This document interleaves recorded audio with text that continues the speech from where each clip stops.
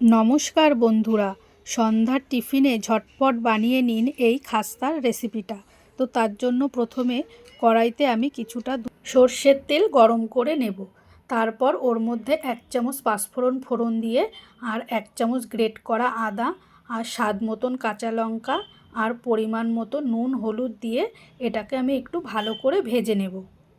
তো দেখো মশলাটা কিন্তু ভাজা হয়ে গেছে। এবার এর মধ্যে দেব আমি একটা গ্রেট করা গাজরটাকেও আমি এর সঙ্গে ভালো করে ভেজে নেব। তো দেখো গাজরটা ভালো ভাজা হয়ে গেছে আর সেদ্ধও হয়ে গেছে।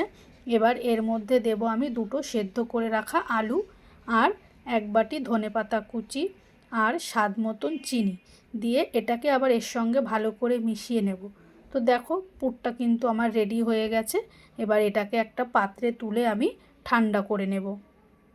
এবার অন্য একটা পাত্রে আমি বড় 1 বাটি ময়দা নিয়েছি আর 1 বাটি সুজি নিয়েছি, ছোট 1 বাটি, আর 1 চামচ নুন, 1 চামচ চিনি আর 1 চামচ জোয়ান দিলাম।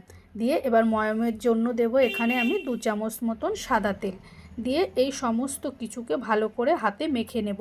যখন এরকম মুটমুট হবে তখন ভাববো ময়ামটা হয়ে গেছে। এবার পরিমাণ মতন জল দিয়ে আমি এই ময়দাটাকে ভালো করে মেখে নেব। তো দেখো ময়দাটা মাখা হয়ে গেছে। এবার ঢাকনা দিয়ে ঢেকে রেখে দেবো। 10 মিনিট পর দেখো ময়দাটাকে আবারও আমি একটু ঠেসে নিয়েছি, নিয়ে লেচি কেটে নেব। এবার এক একটা লেচিকে এরকম রুটির মতন বেলে নেব, নিয়ে ওর উপরে এই আলুর পুরটাকে ভালো করে দিয়ে এরকম খুব সাবধানে হাত দিয়ে আস্তে আস্তে মুড়িয়ে নেব। তারপর একটা ছুরির সাহায্যে এরকম আমি পিস পিস করে কেটে নেব। দেখো এটা কিন্তু খুব সাবধানে করতে হবে।